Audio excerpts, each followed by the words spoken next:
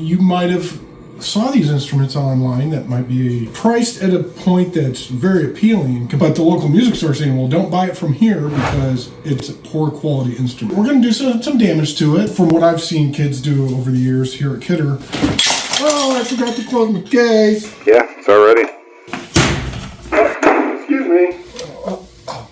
Miss Johnson, I bit my neck. Oh my gosh, it did break. Oh, that won't even open. Wow, man. Hey everybody, it's Aaron at Kidder Music Service. Alright, so we've created some damage. You go, wow, that's extreme. We see this all the time. What makes a off-brand instrument compared to a non-off-brand? Well, it's quality of metal, it's reputation of the company, consistency throughout the build. It's some of those fine details, the solder that they used, the adjustments, it's taking the time to make sure everything's in adjustment with that quality instrument compared to the non-quality instrument. What kind of pads do they use? You know, are they using a better quality pad? Are they using some cost-effective to assemble? We're just going to try to fix a couple things, see how easy it is to kind of get it back into maybe a play condition. I don't know. We may not be able to. I've got all my tools ready, my glasses so I can see what I'm doing, my coffee to make me strong. All right, let's get started. Okay, all right, so the leak light's going to show us where all the leaks are on the inside. There's a nice little leak there. You got a nice little leak there. Ooh, nice, ooh, look at that leak there. You got a leak. Got a leak right there. All right, so right now nothing is going to play. It's all going to leak out of the top. All right, let's start to look down the stack. Yeah, the stacks. I don't know if you can see it. It may be easier for me to take those keys off. We got these side palm keys out of the way so we can kind of dig in here and see what the stack looks like. And you can see that's all leaking. It's got a little leak there, but not too bad. There's a little leak there. Ooh, that's sealing good for them. Oh yeah, it's sealing on the back side too. Alright, so we got some leaks in that upper stack. Alright, let's keep going down the horn and see what goodies we can run into. Oh, there's a little leak there. There's a little leak there. Uh-oh. Watch this. Alright, so we got a big problem here. Probably, I bet you, when little Junior dropped it, me, forgot to close my case. I bet you there's probably some dent. Oh, yep, and there it is. And I don't know if you can see this with this lovely shade of blue. There's a dent right there. Okay, so we may try to get that out and see what happens. Look at how bad that is. That's not even closing. Somebody may go, well, that's pretty drastic, you know, but ask your band director. How many times have they witnessed a kid dropping an instrument because they forgot to latch their case or zip up their case? I know I've seen it. All right, let's check out the bell. Oh yeah, and the bell's not even closing. These keys should close all the way, and they're not. All right, so we've got just some basic adjustments within the stack. We've got some bigger problems from the bell down, and I'm sure that was from the case not being closed. All right, so where do you start? Well, let's start at the top and kind of work our way down. Cue music.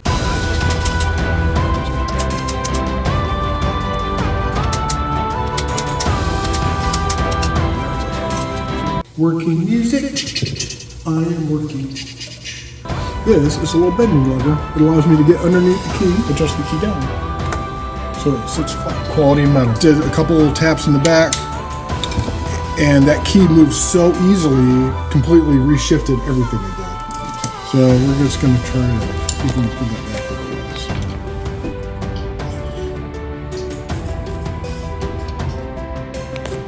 is. Look at how. Yeah, how that wiggles. Quality of metal.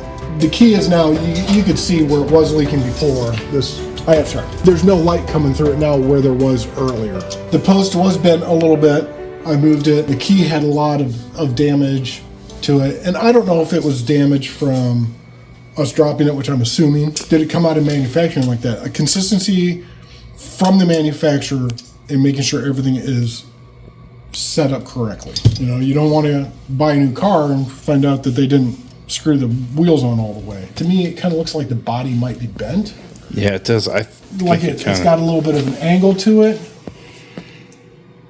Quality instrument, yeah, it's going to take an abuse like this, but it's going to be a little bit stronger metal. It's going to be a little bit better quality workmanship. That it's going to be able to take the brunt of that fall a little bit easier. Where this one just said, nope, I'm going to cripple. Thank you. And I mean, I'll admit it, this is a nice shade of blue. I like it. Makes it hard to see certain things. So I don't know if you're going to be able to see this. There's this line right there.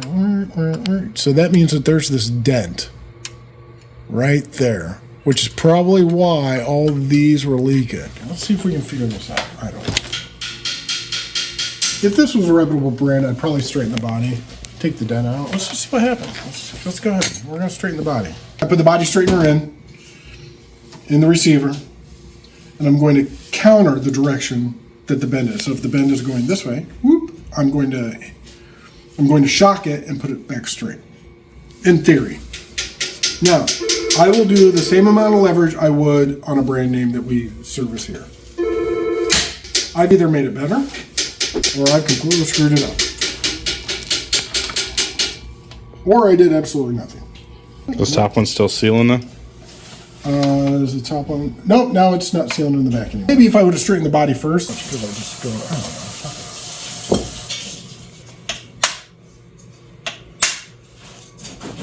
don't know. Ooh.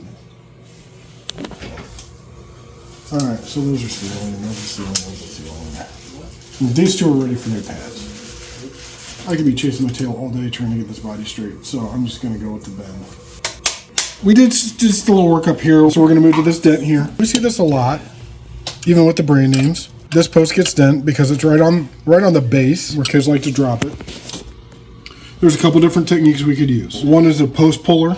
We could try to shock the dent out. Take a rod, we stick it down inside, trying to hammer that dent up. We like to do that a lot. It saves a lot of time. The other way to do it is you take the post off, unsolder it, clean the solder point, take the dent out, resolder the post. Because I think we're going to go the longer way. We're going to take the key off, solder the post, unsolder the post, take the dent out, solder it back on. I want to see what it's like to unsolder this. I want to see what happens to this lacquer. I don't know. I've heard stories of people saying it burns really bad. 5, 6, 7, 8.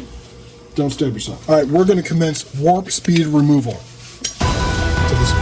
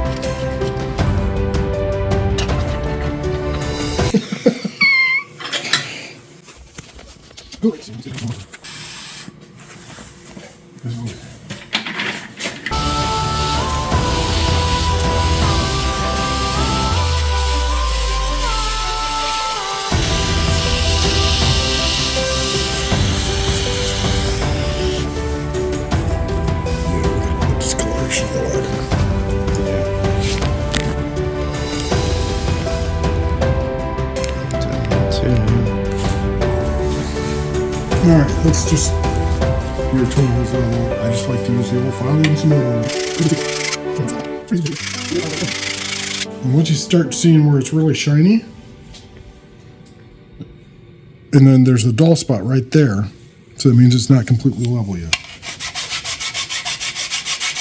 Now, I'm going to guess this dent might have something to do with it, so I'm going to stop filing right now. It was not bad, actually. I'm pretty impressed. I'm going to clean up this spot. Now, when I buff it, it's going to clean up a little bit more because I got all this burnt spot area as well. The reason we're cleaning the rest of the solder off is to make it easier to take the dent out.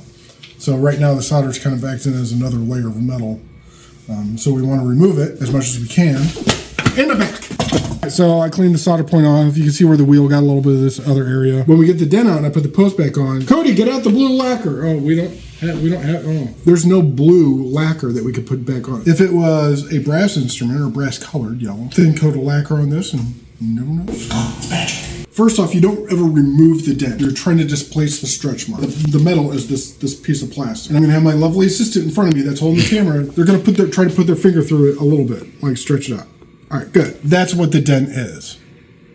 Okay? So now what we need to do is we need to take all this stretched metal and we need to kind of allocate it into different areas and displace it. I think that's the word, displace. If that's not the right word, then Casey's going to edit it out and we're going to be fine. Yep. So now what we're going to do is we're going to take this stretched metal and we're going to move it. We're going to try to smooth it out so then it's not as denty. Technical term. Patent pending. All right, we're just going to start with this little ball here and see what happens. Probably need a bigger one, I bet you. Oh my God. All right, let us try it and see what happens. So I'm going to shorten my rod so I'm not fighting the rod.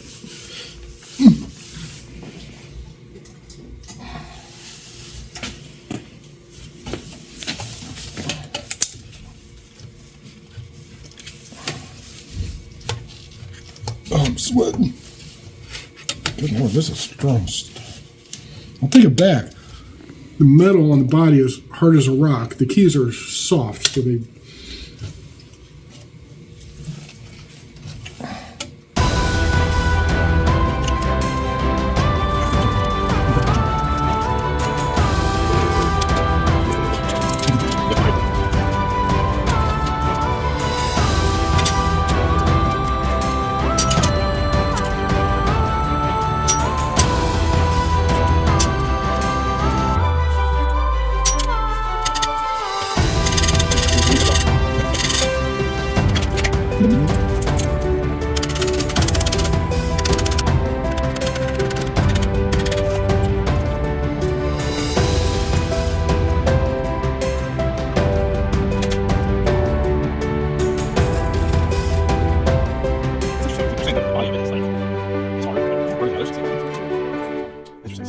That's interesting to know here, like, the body of it maybe is...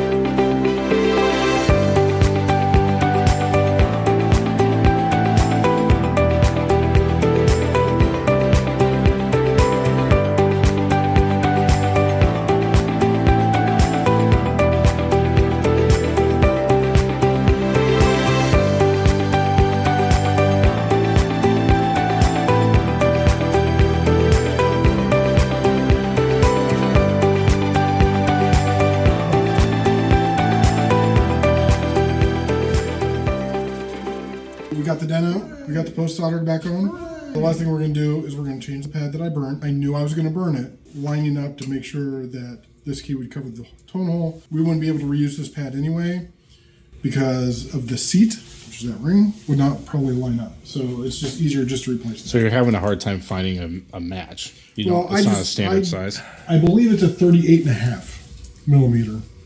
I don't carry 38.5 millimeter because it's not a size that gets called on a lot. So I have this nice little bucket of odd shaped pads that when it does require kind of a size that I may not have a lot of, and it's just fun to go through.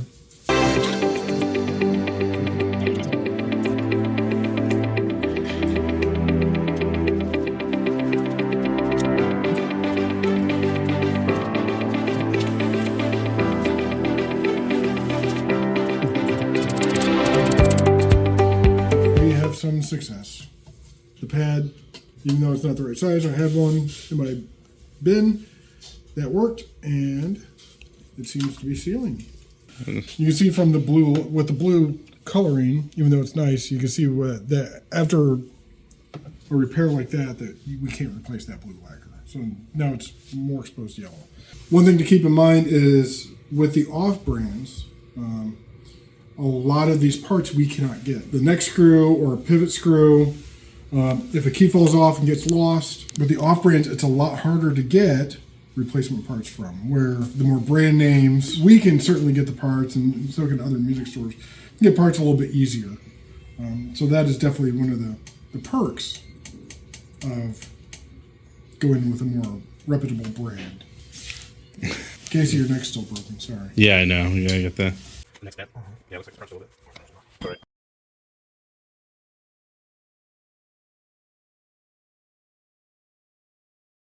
Let's put a couple disclaimers in right away. If that's your budget, good for you. Okay, we just want kind of a buyer beware. Okay, know what you're getting into. They're disposable horns. That means that you may get 2 or 3 years out of it, and then it's just not going to be any good anymore. So keep that in mind, that when you're buying that higher quality, yeah, it's going to seem like a lot more money, but you're getting a higher quality, so it's going to last you decades. It's going to have a great resale value.